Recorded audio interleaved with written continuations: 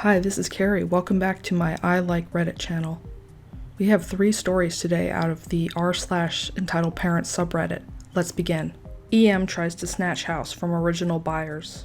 Oh boy, this is going to be a long one, so be prepared, grab some popcorn, and get ready for one of the most bizarre stories you'll ever read. So we've decided to move house and move nearer to family. We put the house up for sale and then waited for potential buyers. We had people visit, look around, and then leave almost every day these past few weeks. Eventually, a really nice couple with 2 very adorable children entered. We have a 3-bedroom house, and that's exactly what they were looking for. They had begun their journey to adopt a child to add to their family.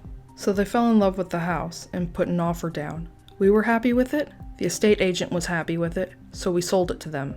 Enter EM. She was a neighbor from 2 doors down. She has a kid who really loves one-upping all the other neighbor kids. I have a PS4 with 15 games. Yeah, well, I have a PS4 Pro with over 150 games. I've been around there for a barbecue and he has 16, maybe 17 games. Anyway, the house was sold and the EM knocked on our door. Cue the conversation between entitled mother and my calm, cool, and collective mum. EM. Oh, I saw that your house was up for sale. I was interested in purchasing it. Is it still available? My mum. You missed the boat. I'm afraid we've sold it already, hence the massive sold sign in the grass. EM. Oh well, no biggie. Oh, it was a biggie. The following day there was massive pounding on our front door. It was the police. Cue conversation. Police officer. Is this your house? My mum. Yes, we're just in the middle of packing. Is there a problem? Police officer. So, you own this home, correct? You haven't stolen it off of this woman here? EM. Give me my house! My mum. Sorry, what's going on here? We already have a buyer who's purchased this house. EM. Yes, which was obviously me. My mum. No, it definitely was not you. I have the buyer's number in my phone. You can call her to clarify the details. The police officer calls the original buyer and looks at the EM with a rather irritated look on his face. He puts the phone down and turns to the EM. Police officer. Right. She says who she says she is, and she's even given me the correct estate agent's name and details. So who's lying here? Her or you? EM. She's obviously lying. I have the paperwork here to prove that I own this house now. This is where things get bizarre, because she reaches into her purse and pulls out a piece of lined paper, and on it, in rather scruffy handwriting, it says, Mrs. Insert generic name here has legally bought this house through the estate agent. Immediately, the police officer sees that the paper is definitely a fake. The original buyer comes down as she suspected something was up. Thank the Lord above she came. She pulls up and shows the paperwork to the officer. Not fake, nor doctored, stating that she has indeed purchased the house. The EM's face goes bright red, and she runs back in her house and slams the door. We move away a little after the incident. We say goodbye to our neighbors, whom we've known for years. A few weeks pass, and we settle in. My brother made friends with the new next-door neighbor, who, sadly, he was a Tottenham fan, much to my dad's annoyance. Lol. A few weeks pass, and we get a call from the buyer, and they want to sell the house. Shocked, as we can't believe she's given up on the house so quickly, and we ask why. The estate agent states that the entitled mom has made her life a living hell. She has halted their adoption process because the entitled dad labeled the husband a nonce. So background checks were put in place. Thankfully, no evidence was found. Next, she labeled the mom a child abuser and claimed that she had hit her 2 children over silly little things. One summer, she claimed she heard the mom slap her youngest because he was eating out of the cupboard. Social services went around and investigated but found no evidence of abuse. The police were called almost every night because EM claimed they were having loud parties while her children were trying to sleep. We've been around to their parties, and all they do is drink wine and make general chit-chat while the kids play. There's absolutely no music being played at all. The EM turned all the neighbors on the nice mom, and they all started calling her an abuser and a pedophile. The nice mom ended up moving a couple of roads away, and the EM eventually got the house. But karma was a massive B towards her, as her cronies finally found out what her plans were once she got the house. They cut her out of the neighborhood parties and excluded her from other events as well, as they thought that was all out of order and unacceptable.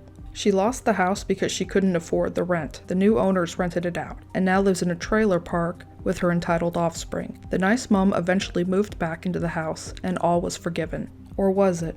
The EM was unhappy when she found out who moved back in, and started a neighborhood petition to get her kicked out of the house. Thankfully, it was only EM who signed it along with her husband. No one spoke to EM again, and she was ostracized from the neighborhood.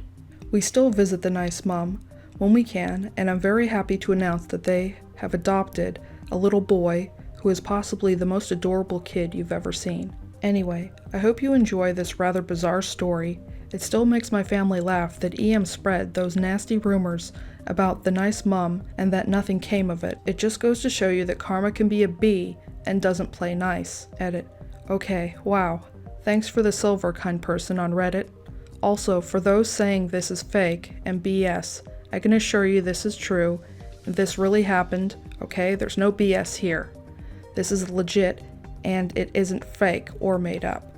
In our next story, EP demands that I give her child a ride on my industrial mower. So I work at a golf course in summer, and on this course, the 9th hole is not back at the clubhouse. There is a snack shack there that is accessible to the public, as well as a path that goes around the outside of the course. I work in the grounds crew, and on this particular day, I was mowing the rough, the long grass around the 9th tee. I was on a large diesel 3-deck rotary mower when I see a mother, EP, holding a kid who was maybe 3 or 4 years old. As I finish a pass that ends near the snack shack, she flags me down. EP. Hey there. Is it okay if you take my son with you on your mower for a little bit? Me, slightly shocked. No, I can't do that, lady. EP, looking annoyed. Well, my husband's playing golf here right now, so you need to. Me, it's not safe for me to take your kid with me on this machine. EP, that's not acceptable. I demand. At this point, I had had enough, and there was no way I was going to take this kid, so I revved my machine, dropped my ear defenders back in, and spun up my deck and drove off. So I didn't hear how the sentence ended, which I'm sure would have been delightful. So that's my run-in with an EP I thought I'd share. It could possibly belong in r/insane parents as well. Now, for our final story for today. ED leaves to hellspawn at the funeral home. Short and sweet one. Okay, not sweet. So I work at a funeral home, and this man was arranging his mother's funeral. He brought 2 very young girls, I'd guess 7 and 10, with him when they left to pick up the body. He just told us to watch them. Like my dude, I do paperwork, not babysitting. Anyway, we have a resident cat that the girls shriek in delight over. The cat, Lex, proceeds to run upstairs to avoid the 2 hyperactive banshees, but before I so much as blink, the smaller demon is already halfway up the stairs. So I have to walk up and get her. The stairs are made by a carpenter who probably designed sets for Saw movies in his spare time, and it is a chore to walk safely up and down on 2 human feet. Lex eventually comes down, and I try to explain to the kids to quietly approach him and pet his head. The smaller demon then tries to kick him in the face, and the line has been drawn. I sit them both down and stink-eye them into submission. I may be 5'1" and a bit chunky, and I might have been speaking in a kindergarten teacher voice so far, but now I went full Susan Stolholit on their butts. Anyway, the dad dances in back and around and proceeds to ignore the kids while lighting a cigarette. So my dad, the owner of both the business and the cat, catches wind of something wrong and pretty much convinces the man to go away, take his howling duel of destruction with him. Hasta la, bye-bye, and please don't ever come back. That's all the stories I have for today. Links to the original Reddit posts are in the description below.